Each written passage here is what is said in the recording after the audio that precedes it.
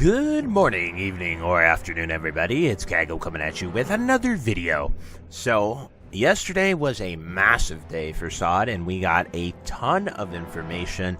A lot of stuff coming from a direct. A lot of people are rather disappointed, but we got a lot more information after from the devs. Irene and Agrin were on Twitter going crazy, telling us that there still are plans for SOD. It's not just going to be a flat stop. As well as we got our PTR development notes and pretty much what we're going to see in Phase 6.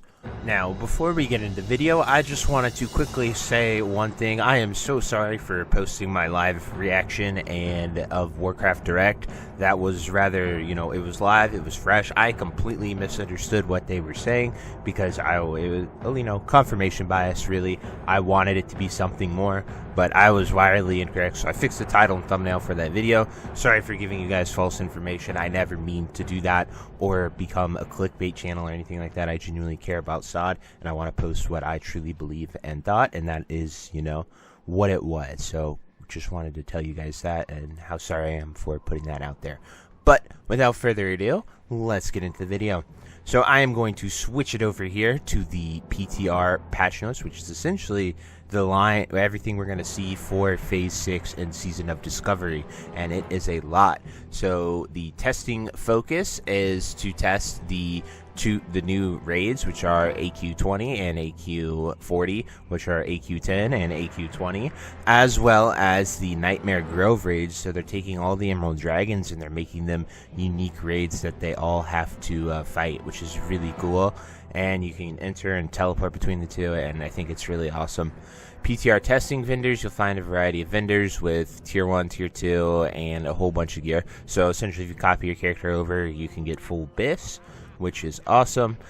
Accessing the raids, once you form your raid group, you can just teleport straight from Stormwind or Orgrimmar to the raid. Then class adjustments, they changed Hunters. Lock and Load now activates its buff on Trap Cast rather than Trap Activation. Sniper Training now causes Aim Shot to become instant at 2 stacks, was 5. These two adjustments are meant to smooth out some of the more clunky aspects of the ranged Hunter playstyle, allowing Lock and Load proc to trap on cast rather than trigger should provide the hunters with more consistent output should one of their traps fail to trigger, and the adjustment to Sniper Training should cause small amounts of movement during encounters to be less punishing. So I like those, so hunters can play ranged equally as melee, because I know this phase with the new weapons and everything, everyone wanted to become a melee hunter. Then we have Temple of AQ and Ruins of AQ. New system, Descent into Madness. So this is the big thing that everybody has been wondering about and what they wanted to do. When players arrive at the first boss, Prophet Scarum or Krunax, they are presented with an interactive obelisk object. This object is enabled by default, which represents the baseline difficulty of the raid. Raid groups that wish for an additional challenge may deactivate the obelisk. Doing so will add difficulty and sanity-based mechanics to the encounters and provide the raid with a finite number of attempts in which to defeat the next 3 bosses. If the raid has no attempts remaining when they defeat a boss, the bonus chest will no longer be present, and the next obelisk will no longer be able to be interacted with. Defeating the boss with attempts remaining will activate a bonus chest containing additional rewards.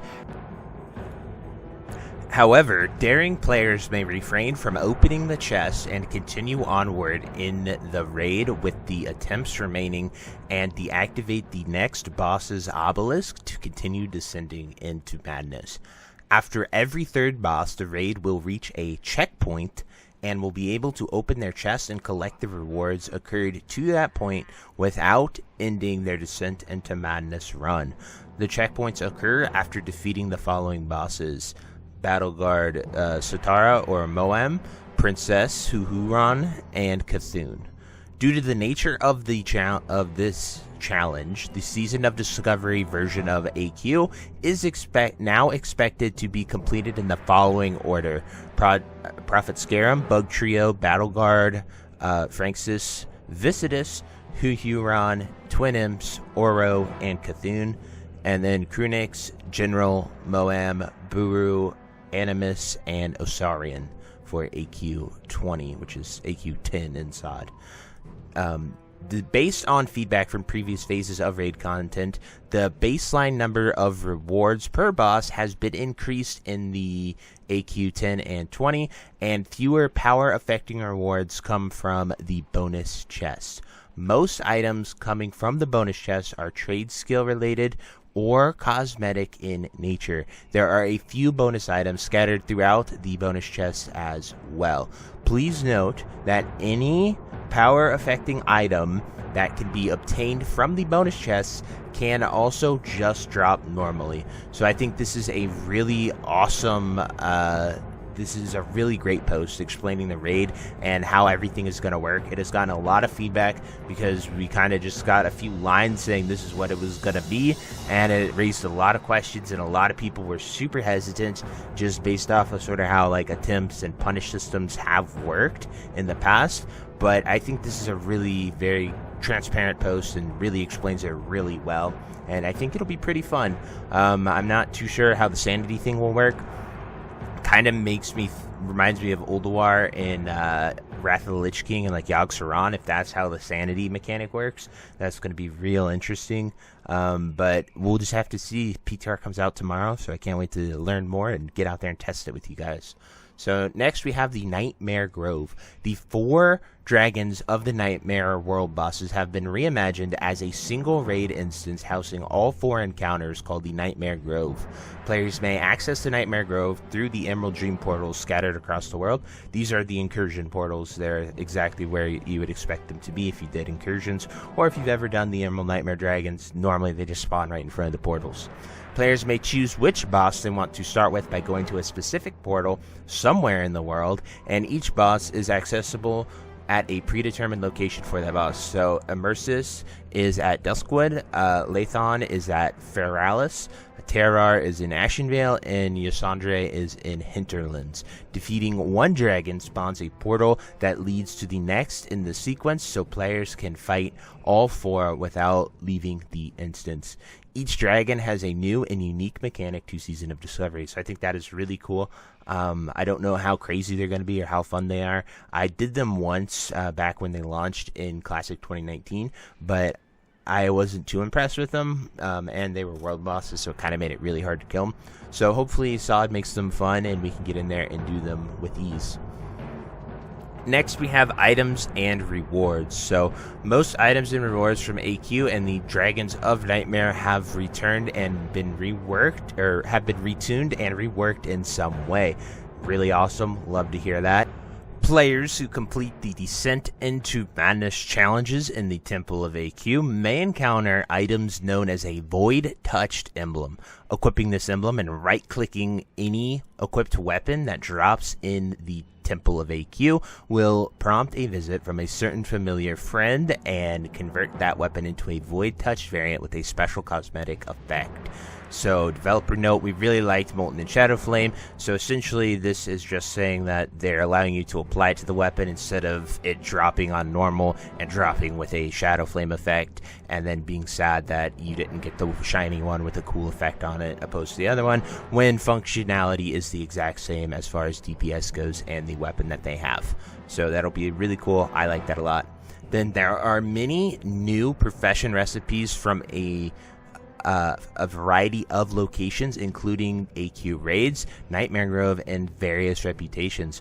Along with that, there are several new crafting components related to many of these new recipes available in Silithus and within AQ raids. I think this is absolutely amazing because they have added a ton of stuff with Phase 4, and I thought that that was a really good change. It gives you something to go out there and do in the world, and I think it allows you to build on professions, which they've done a great job in SOD thus far. So I really like that, and I think it'll be fun, and it'll give you reasons to go out in the world instead of just raid log like most people have been doing in Phase 5, which is always good to see people out there playing the game, enjoying it.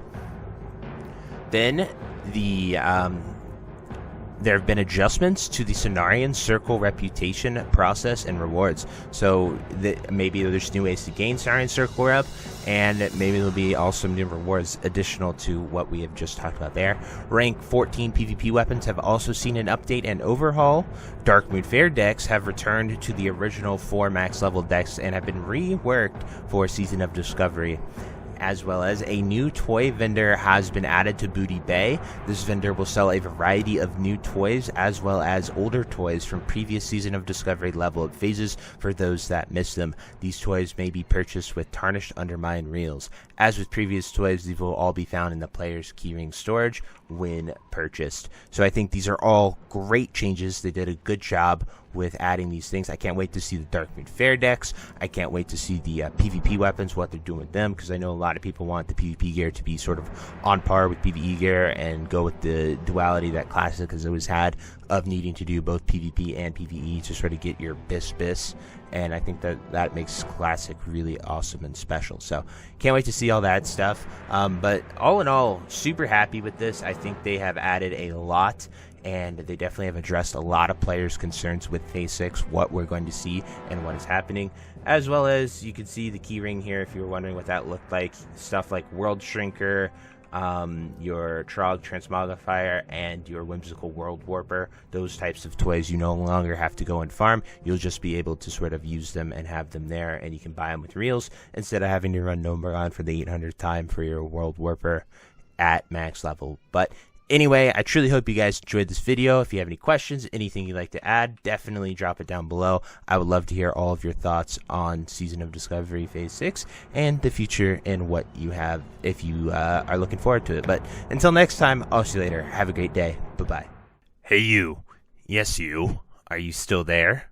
Well, I appreciate you for taking the time to watch this entire video and making it to the end here. If you enjoyed this video, definitely check out the other videos about World of Warcraft listed in these playlists down below. And thank you again. Have a great day. Bye-bye.